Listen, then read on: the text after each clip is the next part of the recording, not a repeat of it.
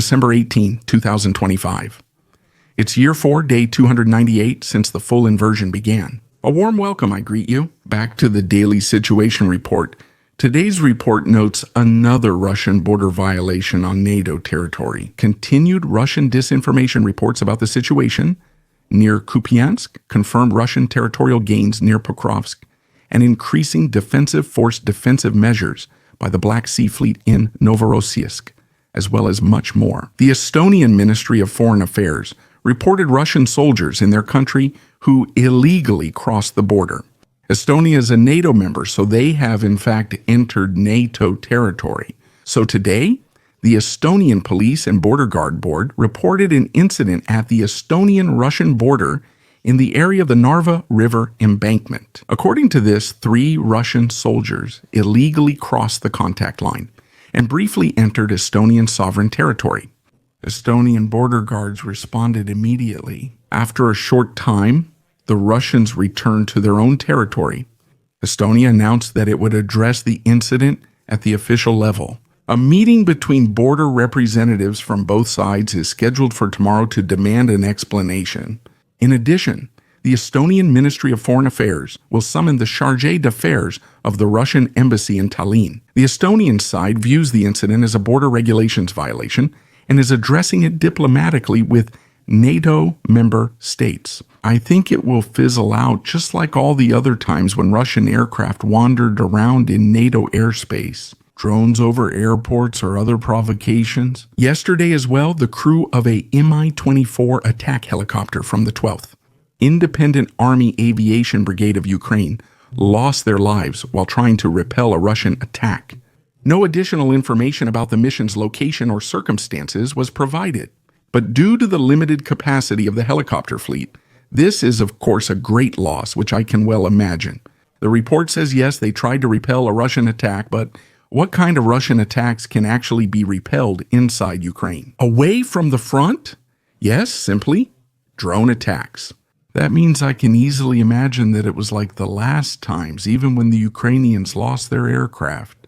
Namely, that they shot down a drone, which exploded at close range and took the helicopter down with it. Last night, another Russian tanker was attacked. According to regional authorities, it is sinking in the Rostov area. The governor stated that 2 crew members were killed and 3 others were injured in the incident. Ukrainian reconnaissance drones located 2 S-400 air defense systems about 50 kilometers deep in the Belgorod region on Russian territory. According to Ukrainian sources, attack drones were then used, which hit and were able to destroy both launch systems. The whole thing is also available on video and can also be seen in this picture here. There's no independent confirmation, but as I mentioned, we do have the video footage. Russian state propaganda again claims to have captured Kupiansk. Defense Minister Belousov said Russian Army Group West now controls the city. But this time, really not like the last 3 times when they claimed that. Of course, there is still no confirmation from independent sources or any other source, or even corresponding geolocations. Russian soldiers and Telegram channels report many things, but not the city's capture, rather the opposite. We saw recently that they are much more upset about the constant claims that they have captured it, even though that doesn't reflect the facts. I'm not blaming the defense minister here for his misinterpretation. Everyone just reports successes as they please, and from the brigade commander upwards, the rest only know the front from hearsay anyway. No one from the Russian side has visited the front here. Putin enjoys life at his lakeside home. The Minister of Defense only receives reports. We haven't seen Gerasimov near the front in a long time. No one gets any real picture of the actual situation, and they just trust what is reported to them. That might work somewhere else, but not in the Russian army where they were actually able to report gains that can be proven. They are in the north of Pokrovsk, where the Russians captured a part of the northern district and thus drove a wedge into the Ukrainian defenses. I extended the gray zone further north, up to the 155th level. There have been repeated battles with the brigade at the Green Pin in the east of Murnorath. There, I marked the area blue again once it was captured by the Ukrainians. There wasn't necessarily a counterattack here or anything like that. It just means that the Ukrainians have control here. Still, how do I know that? It's simple. It was originally marked red because the Russians had clearly captured it about 2 weeks ago, but yesterday they attacked there with several glide bombs. They wouldn't do that if they controlled it. That's why I marked it as Ukrainian again and reported it. Russian units deliberately sank several barges along the naval port of Novorossiysk to physically block access to the harbor. The aim of this measure is to prevent access for Ukrainian surface and underwater drones. This effectively turns the harbor into an artificially sealed basin where entry and exit are now severely restricted or even completely impassable. Tactically, this is a classic emergency measure of passive harbor defense, which is historically more known from siege situations. It shows two things very clearly. First, Russia assumes Ukraine can consistently and accurately reach Novorossiysk, which is a major Ukrainian success. Otherwise, such a self-blockade would of course not be necessary. Second, they are also ready to further limit the Black Sea Fleet's remaining units' movement to protect them at all.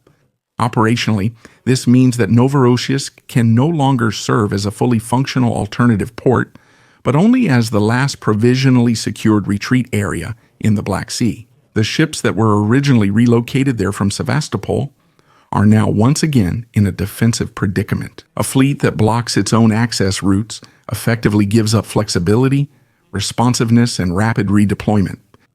For Ukraine, this means that its impact affects not just individual platforms, but the entire operational concept of the remaining Russian Navy in the Black Sea. The Russian president sharply insulted Western heads of state and government in a public address. At a meeting with top military officials, he called them piglets, according to Russian media, but did not name specific countries or politicians. Nevertheless, he accused the West, together with former United States President Joe Biden, of having started the war in Ukraine.